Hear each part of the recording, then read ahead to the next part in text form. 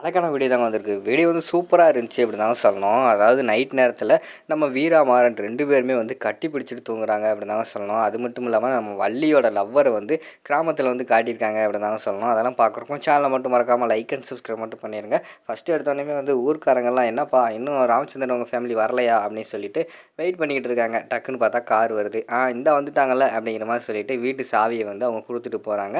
கொடுத்த உடனே கேட்குறாங்க நம்ம வீரா வந்து, மாமா இது யாரோட வீடு அப்படிங்கிற மாதிரி கேட்டவொடனே, நம்மளோட வீடு தான் மாமா, நம்மளோட வீடு தான்மா, நம்மளோட பூர்வீகத்து வீடு அப்படிங்கிற மாதிரி சொல்கிறாங்க.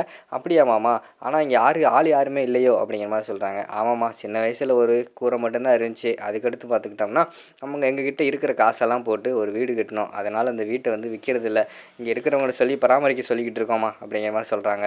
பார்த்தா சூப்பரான ஒரு கிராமத்து வீடு மாதிரி இருக்குது. எல்லாருமே வந்து கிராமத்து வீடை பார்த்து அப்படியே ஆச்சரியப்படுற மாதிரி தான் காட்டிகிட்டு இருக்காங்க. ஆளுக்கு வந்து ஒவ்வொரு சைடும் பார்த்துட்டு இது சூப்பராக இருக்குது, அது சூப்பராக இருக்குது அப்படிங்கிற மாதிரி சொல்லிக்கிட்டு இருக்கிற மாதிரி தான் காட்டுறாங்க. அடுத்த சீனில் பார்த்துக்கிட்டோம்னா நம்ம வள்ளிக்கிட்ட போய் ராமச்சந்திரன் வந்து சொல்கிறாங்க, வள்ளி அடுப்பை பற்றி நம்ம சாப்பிட்றதுக்கெல்லாம் எல்லாத்தையும் ரெடி பண்ணு அப்படிங்கிற மாதிரி சொல்லிக்கிட்டு இருக்காங்க. அவங்களும் சரிண்ணே அப்படின்னு சொல்லிட்டு போக போகிறாங்க. அந்த நேரத்தில் ஊர் பெரியவங்கெல்லாம் வந்துடுறாங்க. என்ன ராமச்சந்திரா, நம்ம ஊர் வழக்கத்தை மறந்துட்டியா? என்ன நீ வெளியூரில் இருந்துட்டு இப்போ தான் வந்திருக்க, உடனே வந்து சமைச்சு சாப்பிட போகிறேன்னு சொல்லிக்கிட்டு இருக்க. உனக்கு 3 நாளைக்கு தேவையான சாப்பாடு எல்லாமே வந்து நாங்கள் கொண்டு வந்துடுவோம், சரியா? இங்கே 3 நாள் நீங்கள் இருந்தால் போதும், சாப்பாடு வீட்டுக்கு வந்து சேரும் அப்படிங்கிற மாதிரி சொல்லிக்கிட்டு இருக்காங்க. அவங்க கூட வந்த 2 லேடிஸ் வந்து, அண்ணே இந்தாங்கண்ணே, இதில் இட்லி, தோசை, சாம்பார், சட்னி எல்லாமே இருக்குது, நல்லா சாப்பிடுங்க அப்படின்னு சொல்லிட்டு கொடுத்துட்டு போகிறாங்க. அடுத்து வந்து நம்ம ராமச்சந்திரன் சொல்லிக்கிட்டு இருக்காரு, காலங்கள் மாறுது, ஆனால் ஊரில் வந்தால் அவங்க கவனிக்கிறது மட்டும் மாறவே இல்லை அப்படின்னு சொல்லிட்டு அவங்க ஒரு பக்கம் வந்து அதை சாப்பிட்டுக்கிட்டு இருக்கிற மாதிரி தான் காட்டிக்கிட்டு இருக்காங்க. சாப்பிட்டு முடிச்சுட்டு எல்லாருமே கோயிலுக்கு வர்ற மாதிரி தான் காட்டிக்கிட்டு இருக்காங்க. கோயிலுக்கு வரும்போது பார்த்தா அங்கனக்குள்ளே ரேடியோ செட்டுக்கார் ஒருத்தர் இருக்கார். அவர் பார்த்தா வள்ளி ஆடியோஸ்ன்னு போட்டிருக்கு. அப்போயே டவுட் வந்துச்சு, என்னடா இவர் வள்ளி ஆடியோஸ்ன்னு போட்டிருக்காரே அப்படின்னு சொல்லி டவுட் வந்துச்சு. பார்த்தா அவர் தான் வள்ளியோட லவ்வர். முன்னாடி வந்து வள்ளியை லவ் பண்ணியிருப்பார் போல். அந்த ஞாபகத்தில் வந்து வள்ளி ஆடியோஸ்ன்னு அவர் தான் ரேடியோ போட்டுக்கிட்டு இருக்காரு. ஏய் பாட்டு போடியா, ராமச்சந்திரன் உங்கள் ஃபேமிலி வருது அப்படிங்கிற மாதிரி சொன்னோடனே அவர் ஒரு லவ் பாட்டு போட ஆரம்பிச்சிடுறாங்க. உடனே வள்ளி ஃபேஸுக்கு ஒரு ஜூம் வைக்காங்க, நம்ம இவர் ஃபேஸுக்கு வந்து ஒரு ஜூம் வைக்கிற மாதிரி தான் காட்டிக்கிட்டு இருக்காங்க. அடுத்து ஊர்க்காரங்க எல்லாமே வந்து ராமச்சந்திரன் அவங்க ஃபேமிலியை வந்து வெல்கம் பண்ணுற மாதிரி தான் காட்டுறாங்க. சரின்னு சொல்லிட்டு குடும்பத்தில் உள்ள எல்லாருமே போய் அந்த இடத்துல வந்து சாமி கும்பிட்டுக்கிட்டு இருக்காங்க. அவங்க சாமி கும்பிட்ற நேரத்தில் டக்குன்னு வந்து அந்த ரேடியோ செட்டுக்காரர் இருக்கார்ல, வள்ளியோட லவ்வர், அவர் வந்துட்டு சாமி வந்து இடையில நின்று வள்ளிக்கு எதுக்கு நின்று வள்ளியை பார்த்துக்கிட்டே சாமி கும்பிட்டுக்கிட்டு இருக்காரு. யோ என்னையா, நீ தான் இப்போ தானே சாமி கும்பிட்டு போனேன், அதுவும் நெத்தி நிறைய திருநீர் வச்சுக்கிட்டு திருப்பி திருநீர் வாங்க வந்திருக்க அப்படிங்கிற மாதிரி வந்து பூசாரி சொல்கிறாங்க.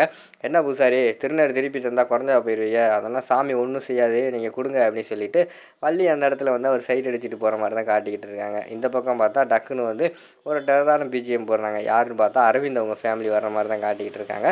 நம்ம வீரா அவங்களுக்கு வந்து ஃபஸ்ட்டு ஒரு பையன் பார்த்துருக்காங்களே, அந்த பையன் அவங்க ஃபேமிலி வர்றது மாதிரி தான் காட்டுறாங்க. அவங்க வர்றதை பார்த்தோன்னே ராமச்சந்திரன் ஃபேமிலி எல்லாமே வந்து அந்த சைடு இறங்கி போகிற மாதிரி தான் காட்டுறாங்க.